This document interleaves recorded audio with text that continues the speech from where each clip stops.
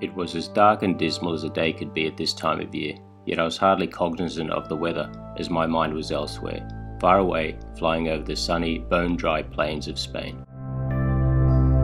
G'day, I'm here at the Viking Line ferry station. It's about a half an hour before we start boarding. Everything's been done and it's been raining all day, but I don't care, and it's going to rain in Stockholm tomorrow and I don't care either.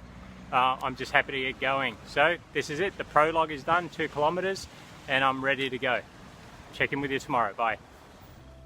3 weeks earlier, I'd suddenly awoken from a dream in the early pre-dawn hours of a Saturday morning to notice the presence of a small, yet clear and intense flame burning within me.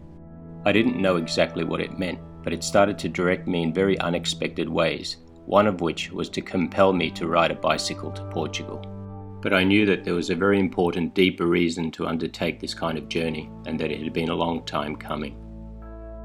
Even though I'd not yet, at this point, taken more than a few steps, or should I say revolutions, I already felt free, as I was now, finally, homeward bound.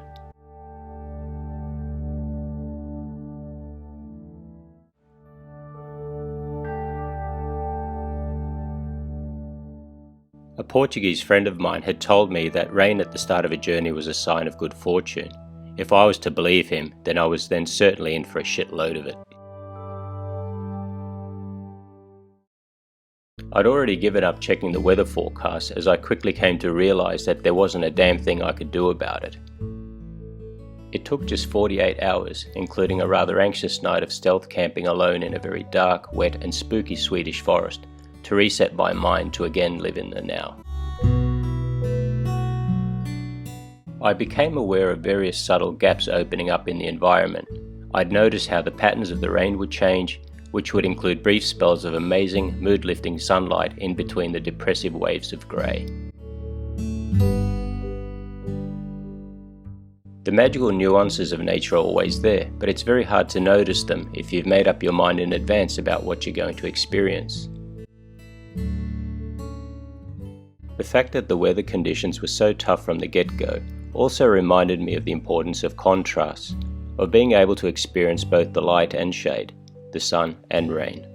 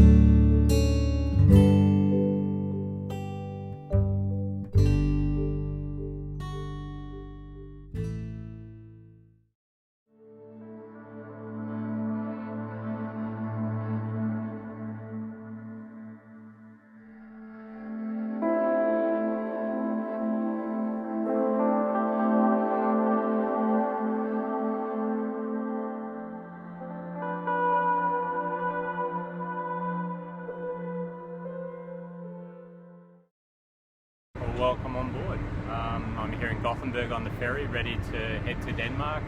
So that's it for Sweden. I cycle, I think it was about 575 kilometers, so it's a really good start for this ride to Portugal. I feel I've got my cycling legs pretty much worked out now. I know what I can handle, what I can't, and I'm just looking forward for the journey continuing. So that's it. I've got about 3.5 hour cruise, and then we'll see where I'm going to be staying tonight. But it might be a warm showers host like I had last night, or I could be wild camping in a tent. Who knows? Anyway, that's it. See you later.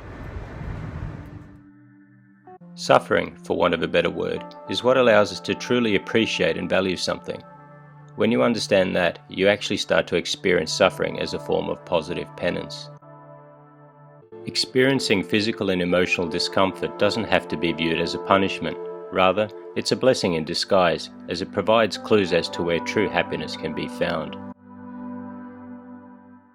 I felt as if I was having my resolve tested to see if I was willing to pay the price and be worthy enough to graduate to the following stage, to earn the right to learn the next set of lessons.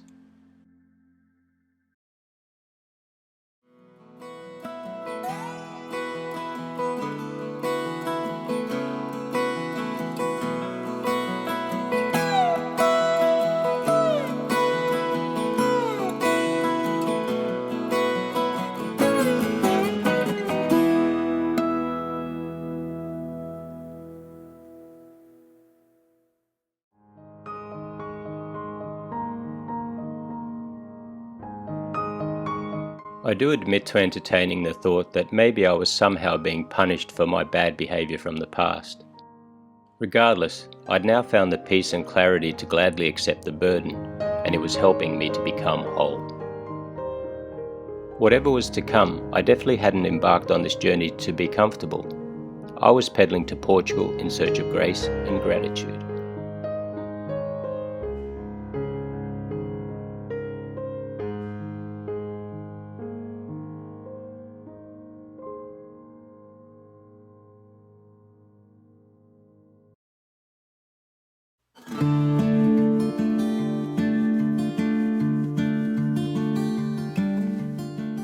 When I rolled over into Germany, I started to experience an uneasy sense of guilt. It took me back to the time in 1990 when I crossed the border from Poland into the post-war eastern side of Germany on a night train en route to Berlin. Maybe there was something I didn't want to remember or perhaps admit to myself. Maybe it was something I wasn't proud of and had buried away hoping would never see the light of day. Isn't it funny how your emotions can get the best of you when you're exhausted and you have to deal with new and stressful situations in completely foreign environments? That's also exactly the reason why I love to travel so much, as it takes you to the limits of your comfort zone and beyond. When I realised that it was going to be completely dark within the hour, I was surrounded by large flat farming fields with very little prospect of finding a decent place to even stealth camp. But then I came across a very large farmhouse and I had the bright idea to go and knock on the door to ask whether I could pitch my tent on the owner's land. Well, some 14 hours later, I'd enjoyed a great dinner, beers, shots of Jack Daniels, as well as breakfast with such a friendly farmer couple and their super cute dog Stella.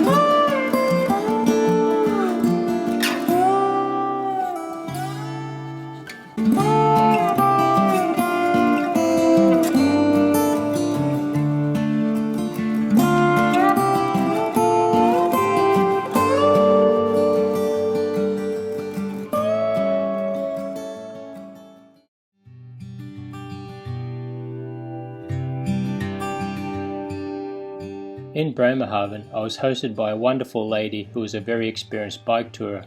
She'd done trips to Cuba, the US and New Zealand, amongst many other places.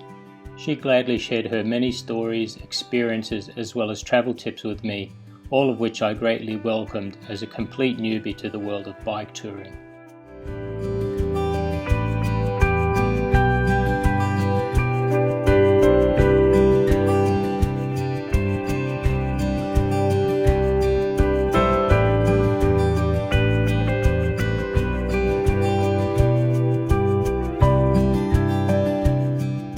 The morning I rode out of Bremerhaven, I received a message that would have me change my heading due south, steering away from my original route going through Amsterdam. My initial disappointment at not visiting Amsterdam was quickly replaced with the realization that I was no longer attached to a set schedule to meet anybody. I was also no longer riding into the most severe headwind of my life. But what's most amazing about this change is that my new route would result in perhaps the most immediately impactful and significant encounter of the entire journey. G'day guys, it's the evening here in Oldenburg, Germany. I'm in the campground. Just wanted to give you a bit of a look around. I'm making dinner. It's nothing exciting, but this is how I've been living every day. So there's my dinner, a bit of macaroni, that's from actually Lidl in Finland, some tuna, some nice pumpernickel bread, some cheese and meat, a bit of coffee coming later. I've already been to the shop, so I've got a couple of beers. Those things, they only cost like 49 cents, which is pretty good. All that shopping cost me like €6. Okay, there's some sweets, that's for tomorrow. I'm not having those tonight, maybe. Ramen for tomorrow, and there you go. So that's pretty much how I'm living. So it's been good though, I'm really enjoying it. So thanks again for your support. See ya.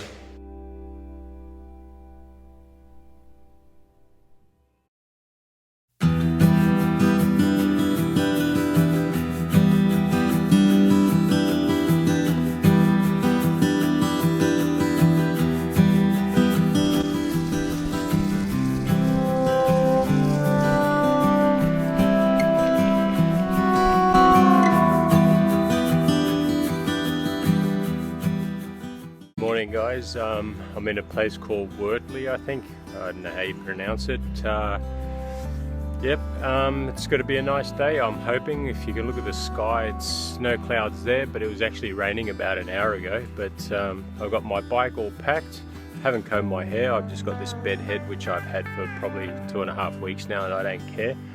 But yeah, so it was a good night, and hopefully I'll have another good day today, and I should be actually getting pretty close to the Dutch border, if not actually over it. So it's kind of weird because you'll go over the Dutch border, then back into Germany and back into Holland again. So well, we'll see how the day goes. But anyway, that's it. Thanks again. Bye.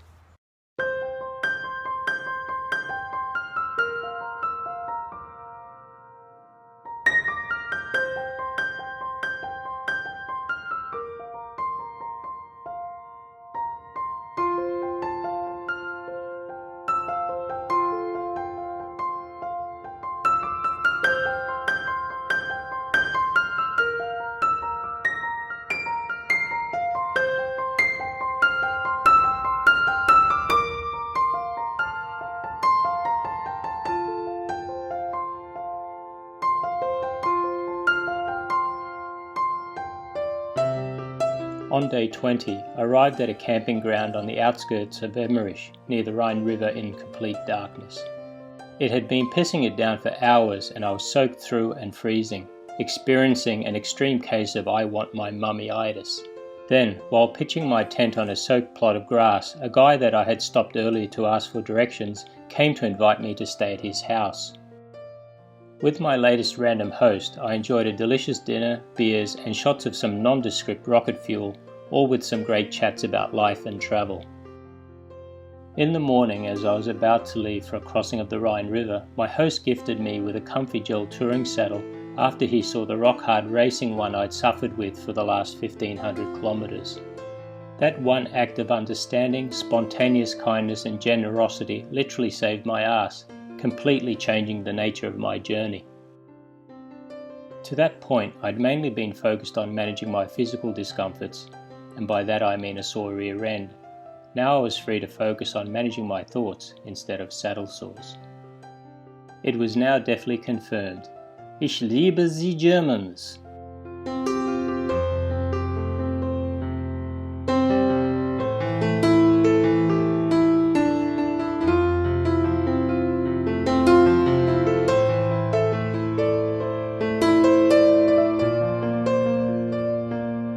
These kinds of random encounters would continue to occur throughout the entire journey, with one of the most significant occurring in Sint-Truiden, Belgium, with my warm showers hosts, a very experienced bike touring couple who had even ridden all the way from Europe to Singapore. In addition to the great local beer tasting session I was greeted with upon my arrival, they gave me a well-researched route to guide me along the famous Camino de Santiago pilgrimage pathway. To now navigate, all I had to do was follow the blue line on my Google Maps iPhone app all the way to Santiago de Compostela in Spain. This would include guiding me down some special cycling routes, such as Ravels, which were old railway lines that had been converted to bikeways. Discovering these pathways, as well as many other quiet roads and hidden trails, ones that I certainly would never have found on my own, made me feel like I was on some kind of secret treasure hunt, just like Robert Langdon and Sophie Neveu in the Da Vinci Code. After all of these numerous serendipitous experiences, it really felt like something strange was happening behind the scenes, that I was somehow being set up to meet exactly the right people in the right places at the right times, and they'll go out of their way to help you along your journey without any ulterior motives, just with the simple desire and passion for sharing. Up to this point in my life, or 51 years of it, I'd become quite cynical about people's motives, which had significantly affected my ability to trust and show vulnerability. Unfortunately, being this way can also lock out of my life those people who've done nothing to deserve my ice-cold wrath, which my daughter Enya likes to call the Prince of Darkness treatment. During this stage of the journey, I came to see that the world is actually full of some truly amazing people, and if you open yourself up to the possibility of meeting them, then you certainly will.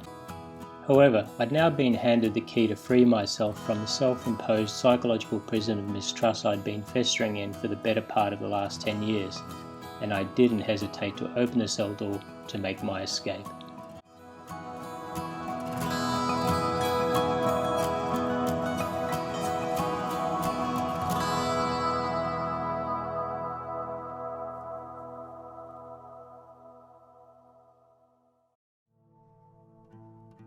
After leaving Belgium, I continued to follow the Lemures through Givet. This first section in France ended up being the longest ride on this adventure, some 140 kilometers, which included many hours cutting through the rapidly cooling still night air. When I'd had enough at close to midnight, I was too tired to even pitch my tent, so I just Chico rolled it with my sleeping bag and a ground sheet.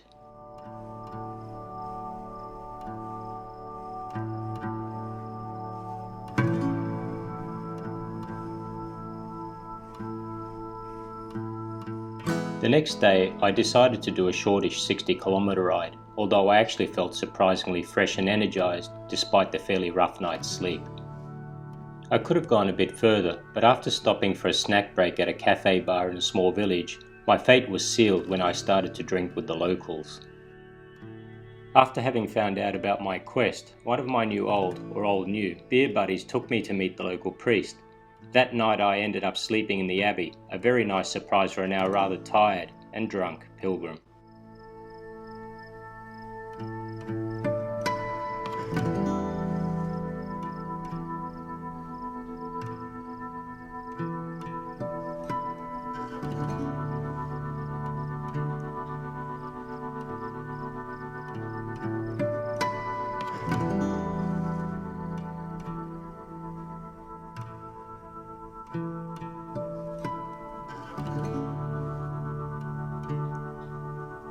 How is it possible that it could be colder in France than in Finland? After 1 month on the road, I was sure that I was getting closer to the warmth of southern Europe, yet my frozen baguettes were telling quite a different story. Now en route to Montargis, I crossed the Seine River. Yes, that's the same one that glugs its way through Paris, but here in the countryside it was so pristine and beautiful. However, on the long traverse through France, I wasn't always able to concentrate on the beauty of the countryside. To be honest, it often felt like Groundhog Day, as my attention was on just ticking off the days to Saint-Jean. It just seemed to be taking forever. The riding itself was actually the easy part, coming each day as a welcome reprieve from the management of the more mundane duties of eating, washing, and just keeping warm, as well as staying dry when it rained, which was quite often. Good morning. I'm in campground in Montargis. I've got a ride to Orléans, where I'm staying at a youth hostel, so by the time you get this I'll already be there.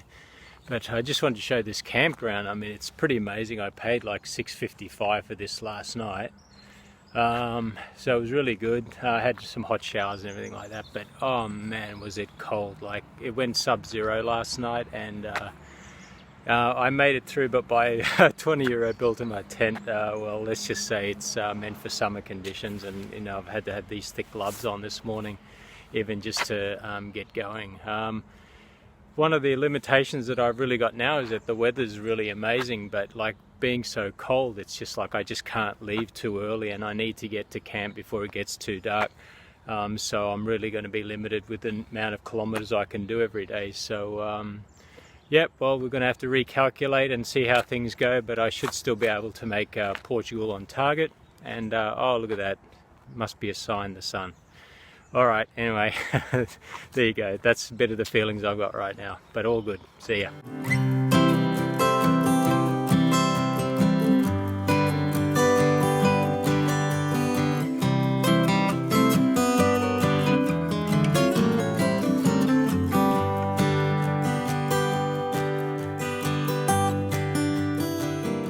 I came to fully appreciate the importance of seeing how all parts of the journey were equally critical in forming the entire experience. In addition to the good times, the tough moments were just as necessary in shaping a complete story, one that's worth telling.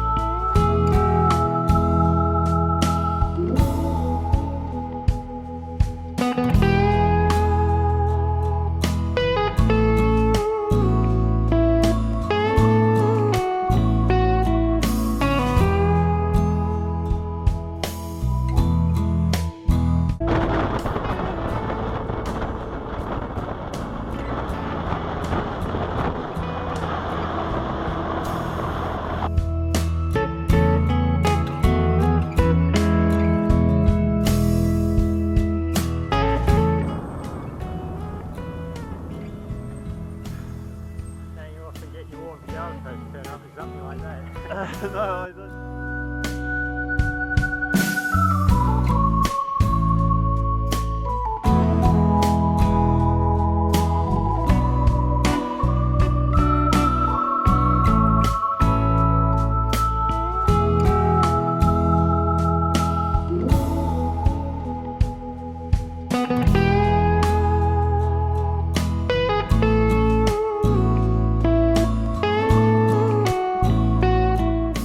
Sign there, do you want me to take a photo next to it? Okay. Because it's Jack the Composteller, that's the route you're on. Right, that's fine. Yeah?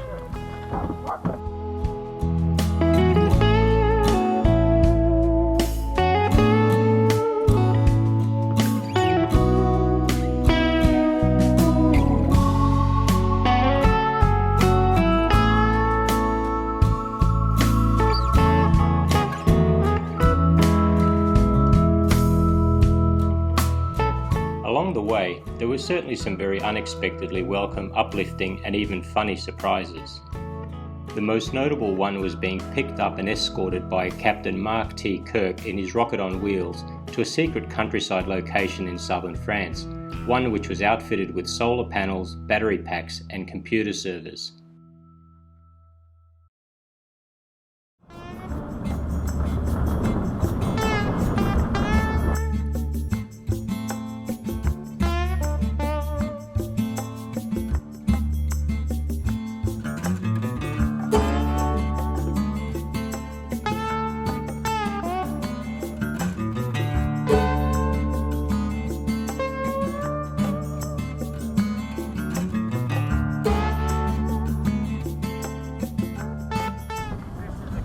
I've been waiting for. Yeah, this is perfect, isn't it? Awesome. Yeah.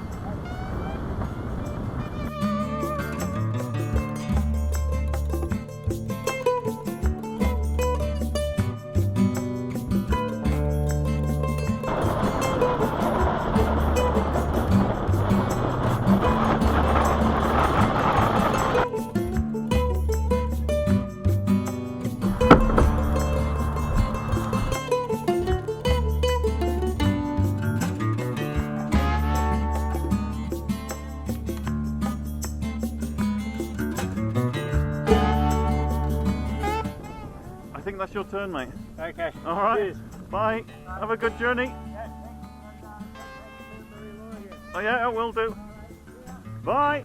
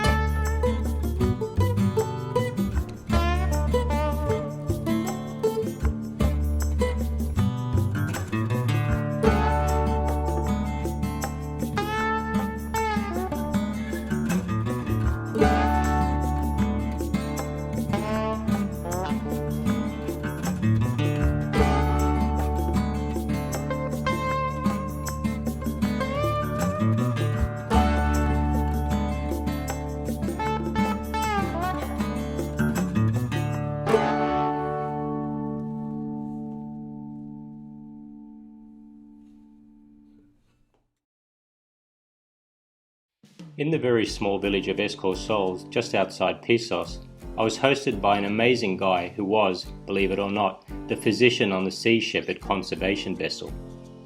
He was on leave, during which time he decided to sail back to Europe over the Atlantic from the Caribbean for some additional adventure, as if his job wasn't exciting enough. At this point, I was now just a little less than 1,000 kilometers from Santiago, and only 2 days away from the official Camino Francés start line in Saint Jean.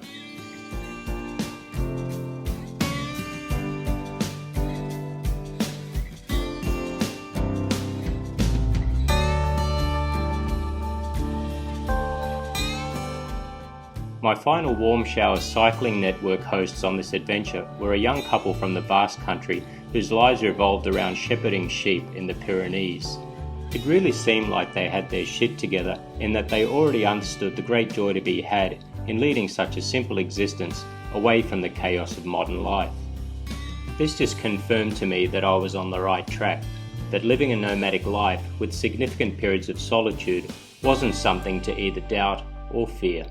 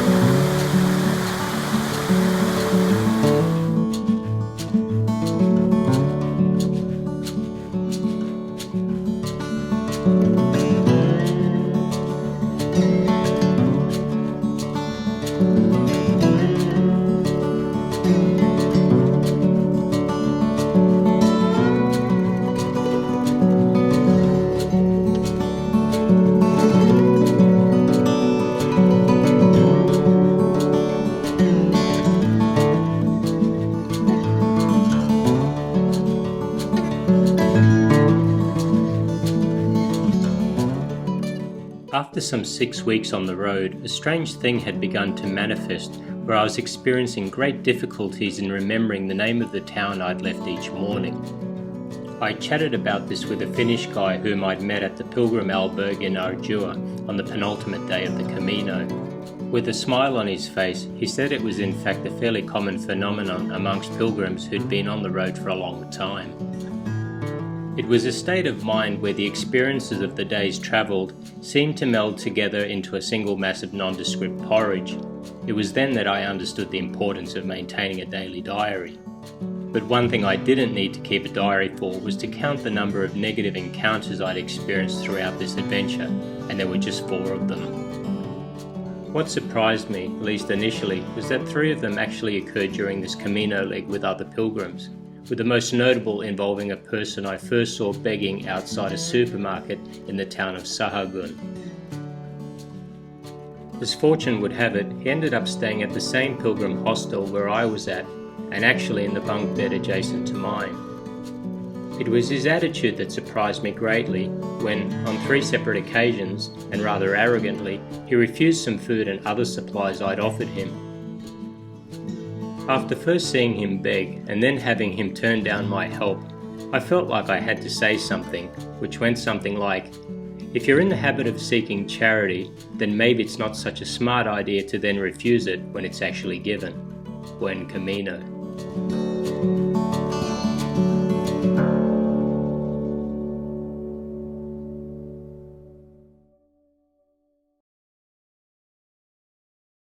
Good evening, guys. I'm in a place called Belorado, just at the end of the day's ride. Got here about probably 45 minutes ago. Really nice hostel, and I've just been into the shops. See all my stuff there. That includes a bottle of wine and beer as well. There's a shop that I went to over there. There's a church. This is the town square. Just do a bit of a circuit like that. Yeah, anyway, it's a really nice little town.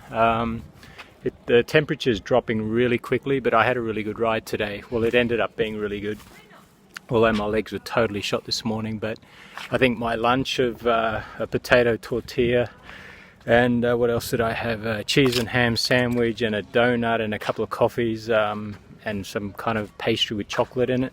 That certainly did the trick. So yeah, it ended up being a really, really good day, and I'm just looking forward to getting to the hostel now and having a really nice meal. It's just going to be pasta with some tuna using the hostel kitchen.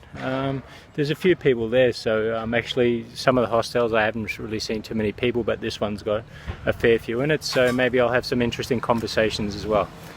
Alright, well there you go. So another day down, and I'm getting close to my destination in Viana. Alright, check you later. Bye.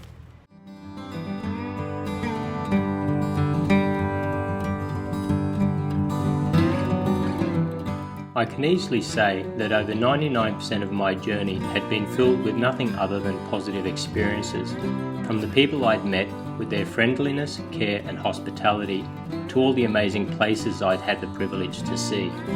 But I was still trying to get my head around why the majority of those very few negative encounters had occurred with pilgrims, but then it started to make perfect sense. What kind of person embarks on a Camino? Is it someone who has their shit together and is living a life that's fully balanced and satisfying? Probably not.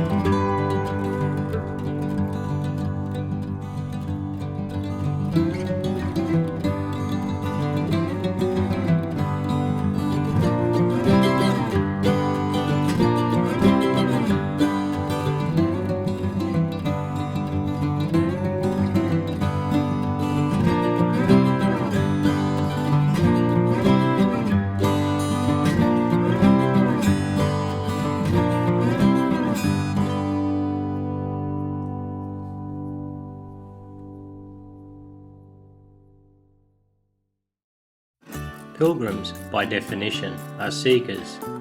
They're people who are looking for answers, and a Camino is, in effect, a kind of walking therapy that can facilitate their discovery. And I too was a pilgrim looking for answers. But to what problem? Maybe mine was related to having always been very strict, too black and white in my views, and not just towards others, but probably mostly towards myself. But why? Perhaps I followed this approach in an attempt to consider myself worthy enough. But of what? I guess that still remains to be seen, but incorporating the Camino Frances as a kind of additional spiritual journey within a journey certainly helped to reveal a better direction for me to take in my search for greater balance and happiness, as well as how to better connect and engage with others.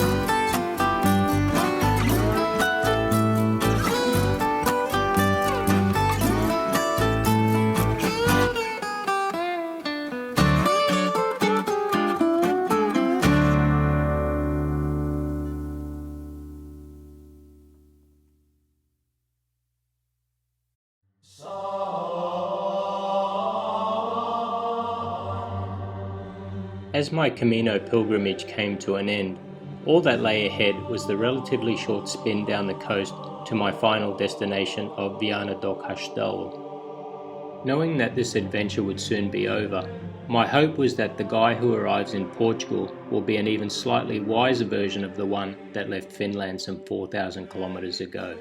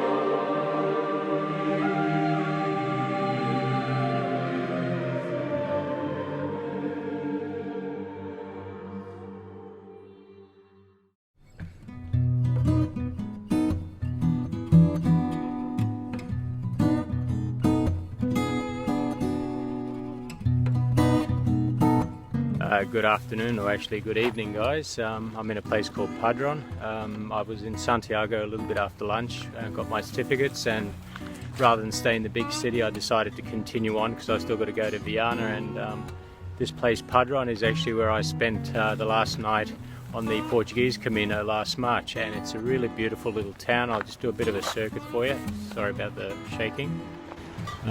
That church up there, the hostel's right next to it. It's a really beautiful hostel. There's only about half a dozen people there right now, so it's just really relaxed and quiet. Just been out to the shops, you can hear the clinking of my beer bottles probably. It's a nice little river, and down here there's this walking parkway, so there you go, bit of a circuit. Yeah, okay. So, that's it. So Santiago's now done. I've still got about, I think, 160 odd K to Viana from here.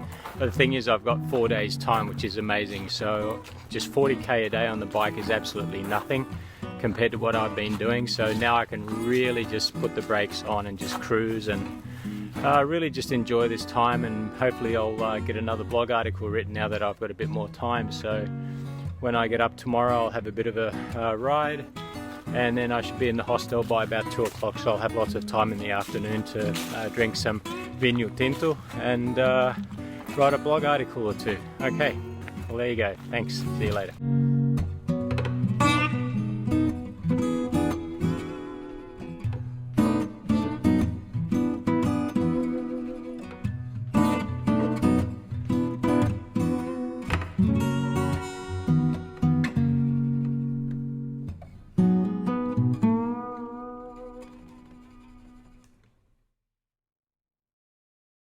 I'd grown up as the only child of a very young single mother on the fortress island of Suomenlinna, which is located just off the coast of Helsinki. After my grandmother's death, with whom we had lived, my mother made the amazingly courageous decision to emigrate to Australia, something that she was harshly judged for by the island's locals as being incredibly irresponsible to do with a 5-year-old. However, I can only thank my lucky stars that she was such a bad parent, as that decision set off a chain of events that would be instrumental in forming my basic values and attitude towards life, if not also my core personality.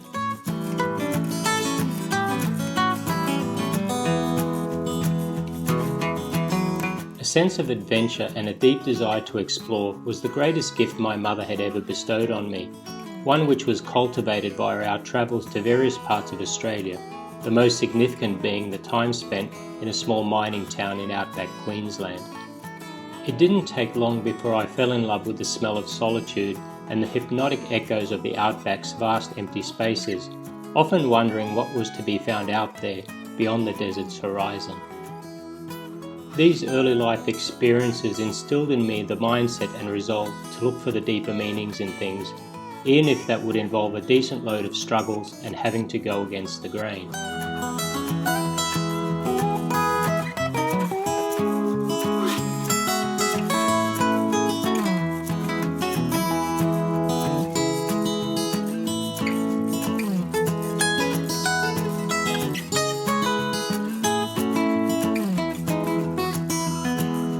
As I now joyously stared out at the majestic Atlantic Ocean, I understood everything that had needed to happen in order to bring me to this point in time.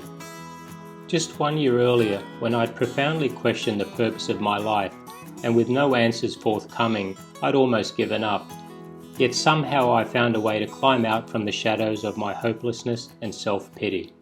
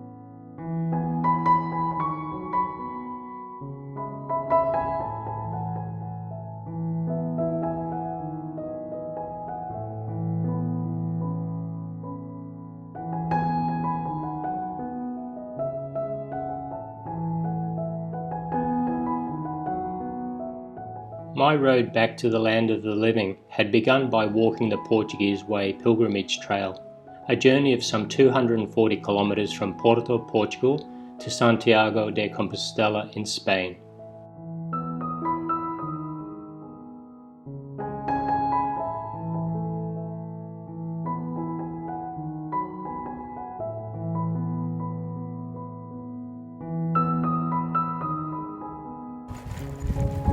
Hola, buenos dias. The Stephen Wright quote, "Everything is within walking distance if you have the time," is the mantra of those who find solace in walking, and I was compelled to go on a walkabout, just as I would often do as a young boy in the Aussie outback. Hola, buenos dias.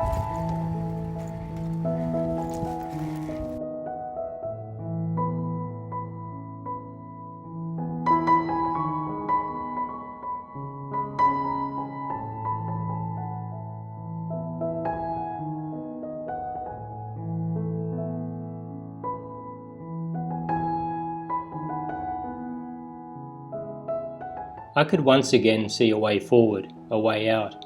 This was no more evident than at the moment when Portugal, my final destination, came into view through the morning mist, which slowly drifted over the mouth of the Minho River. While I'd experienced some fairly tough conditions at the beginning of this journey, I was now, at the end, being blessed with the very best of it. It felt like I was being rewarded for having had the courage to pay the price, that I'd earned my place in the sun.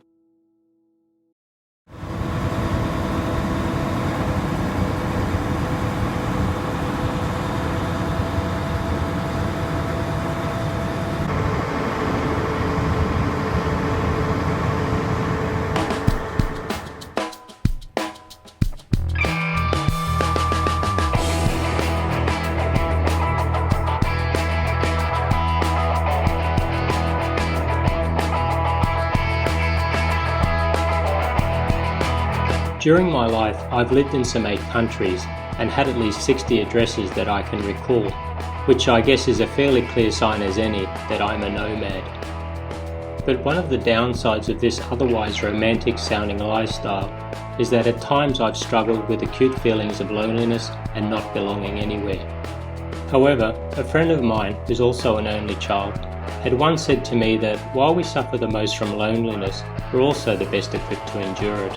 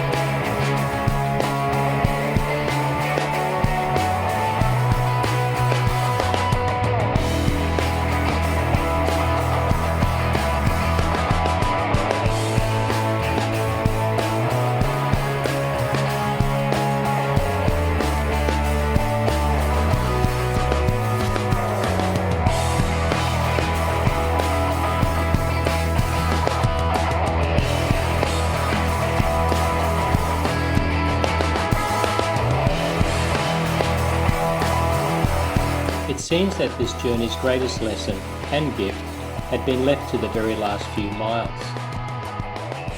I now clearly understood that whether I was in the company of others or going about my business in solitude, I was a nomad, a seeker, and on this day that sense of loneliness was gone, or at least I'd finally made my peace with it. Above all, I understood that I am, and have always been, home.